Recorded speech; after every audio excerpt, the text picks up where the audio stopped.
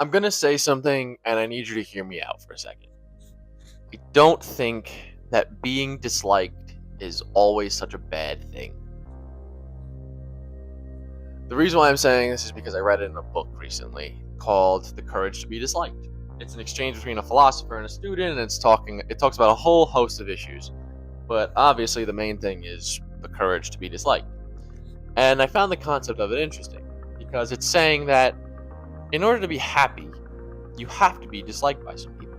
Because in order to do the things that make you happy, they more often than not require time and money. And there are other people that are going to want your time and money. And if you choose what makes you happy over what them makes them happy, they're not gonna like you. And then I explored this recently, and I kind of have tried to apply it to certain avenues of my life. And the more that I apply it, the more I like the concept of it. I have to admit, it's intriguing and I like it. For example, you could say the same thing with dating.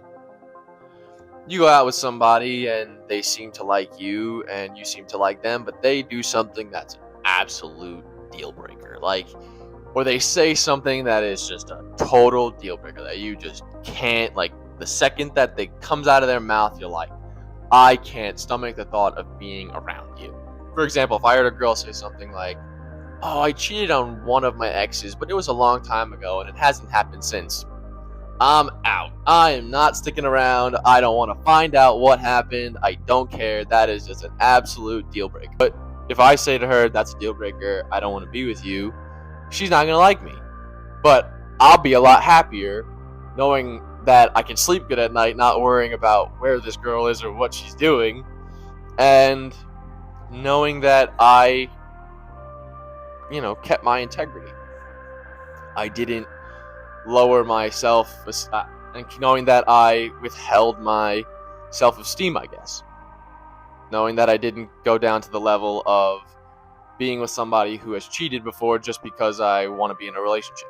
And this can be a whole host of issues. I'm not just saying, cheating. It could be, for some people, it could be, certain hobbies or whatever. But you gotta be disliked, even if you follow your dreams, right? Even if you do something that makes you happy. Like, let's say you quit your job because you're trying to follow your dreams and you're trying to get paid by doing it. And you told your employer that you planned on being here long term and that you could see yourself doing this for a while, and you started a hobby. You started a hobby. Maybe it's art, maybe it's photography, maybe it's making films, maybe it's whatever. But you're making money from it and you don't need the job anymore. And you walk into his office or her office or whoever's office it is, and you say the two words that everyone dreams of saying: I quit. You're not going to be liked. They're all going to be annoyed. They're going to be like, what the heck, man? You said you were going to be here for a while. But you know deep down that you got to do this to make you happy. And that's what you got to do, man. I think kind of going along with the idea of the courage to be disliked in the book, it kind of made me think about, like, the concept of the ego and controlling your emotions, and do you really care about what people think about you, or do you only care about what people think of you because you've been told that you're supposed to care about what other people think about you? One of my favorite stories in the book is the student is talking to the philosopher, and he says, one day I was in a coffee shop and someone spilled coffee all over my brand new leather jacket, and I flew into a rage. I couldn't control it. There was nothing I could do to stop myself. And the philosopher says to him, well, was there a knife on the table? He's like, well, yeah, you know what I was eating? I had a knife. He goes, well, then why didn't you stab him? And he's like, what do you mean, why didn't I stab him? Because he spilled coffee on my shirt. He didn't do anything that bad. And the guy's like, well, you could control your anger enough to, not kill him, but you couldn't control it enough to not yell at him? And kind of made me think. I mean, I don't have a bad temper really anymore unless I'm watching sports. But when I was younger, I definitely did. So, I don't know. I just found that pretty interesting. But kind of a little bit of a sidetrack there. And even the courage to be disliked. I know a lot of people, or I've heard a lot of stories about people who when they chased their dreams and became successful, a lot of people who they thought were their friends or even family turned their back on them. And I think that's kind of a risk we all take. You know, like, everyone seems like your friend when you're on the same level as them. But when you really kind of start to make jumps and they're not, you know, the green-eyed monster starts to come out a little bit.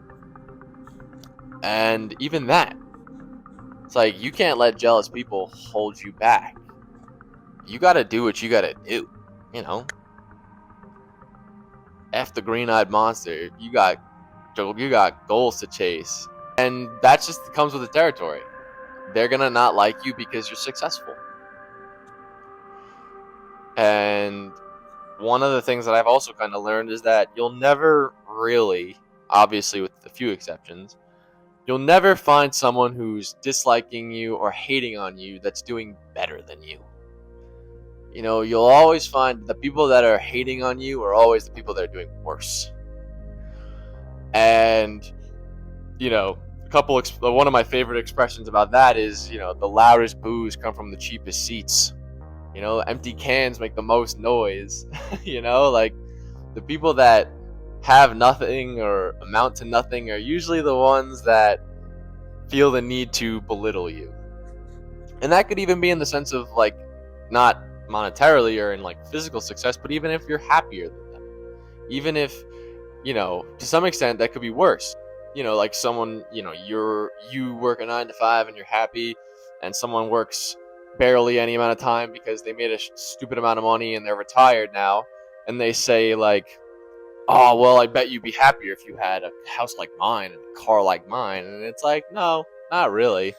I'm happy where I am. And you could have a lot of money and still dislike somebody with less because they're still happier. It doesn't have to just be a success-based thing, too. Success doesn't just mean monetary success. Success could mean fulfillment. You could be more monetarily successful than somebody and still dislike them because they're happier. But being disliked isn't bad.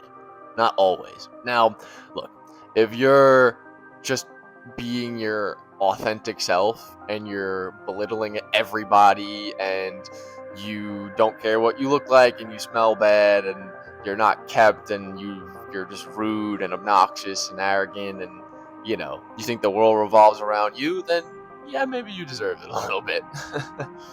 But I mean it more so in the sense of, sometimes to make yourself happy, you have to make some people unhappy.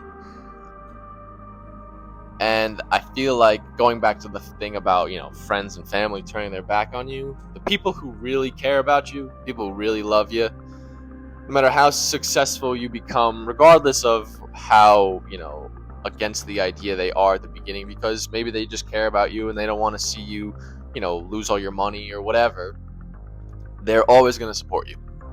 They're always going to like you. And those are the people you really need to make sure you pay attention to and keep close and take care of if you do become successful, or when you do become successful, because I believe in you. The courage to be disliked is the courage to be happy. It's the courage to not care about the opinion of others. It's like that old expression, opinions are like buttholes, everybody's got one and they all stink. It's kind of like that. Everyone's gonna judge you anyway, right? So you might as well do what you want. The sky's really blue right now. It's pretty. It's been raining the last couple of days. I like when the sky's blue, like really blue, you know? It's happy. I know blue is associated with being a bad color, but, you know, when you look up at the sky, you're like, is blue really that bad? You know, like, is it? I guess maybe a dark blue. I don't know. My ADD's kicking in a little bit. Get back on track, Christopher. I guess another way of phrasing it too is the courage to be disliked, to some extent, is also the courage to be misunderstood. Because a lot of the time, people don't like things that they don't understand. You know, your immediate reaction when you don't understand something is just like, I don't get it, it's dumb. But that's not the case. But it's like going after a dream, right? It's like if I say I want to win an Oscar, it's like, that's a dumb dream. It's stupid. I don't like that idea. It's like, well, you don't like it, but I do, and I'm gonna go after it. It's like, well, you know, haters gonna hate, as you would say in 2011, probably. God, it feels like 15. 2011 was 15 years ago. That's disgusting. I hate that. That's a terrible thought. But I mean, think about the reasons growing up why, like, other kids bullied other kids. Like, why they didn't like them. Think about how stupid most of the reasons were. They didn't like them because they didn't have cool clothes. They didn't like them because they weren't friends with their friends. They, more often than not, they just didn't like them because they didn't know them. You know, people judged people before they knew them. They made a conclusion based on something based on nothing. It's hard, you know, and I feel like a lot of the time when you try something, you might find that, all right, maybe you don't like it, but you don't hate it either. Like, I remember when I was a kid, this is kind of a stupid story, but I think it's funny and sort of relevant. I remember I constantly used to tell myself, right, I hated caramel. This is such a dumb story, but I used to tell myself I hated caramel, and I never tried caramel. Like, I never did. I used to literally just say it because I was like, I don't know why. I just said, I was like, oh, I hate caramel. I guess maybe the consistency like looked weird, but I was like, I hate caramel. I hate caramel. And then I tried caramel, and guess what? I love caramel. I put it on anything. I'll put it on ice cream. I'll put it like any of the candy bars. Not that I really eat candy anymore, but like, I love caramel. I don't know what I was talking about. I was just like, I just made an assumption based on something I didn't even know. I guess that's what I'm trying to get at, is going back to that point of just disliking what you don't know.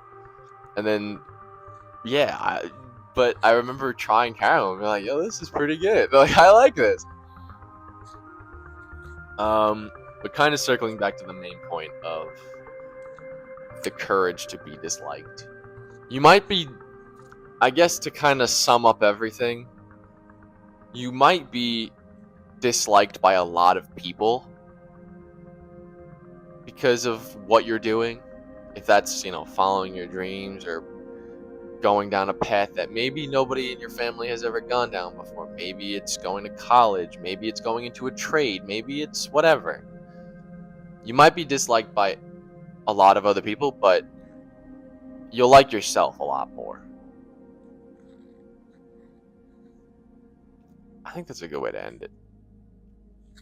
Thanks for watching.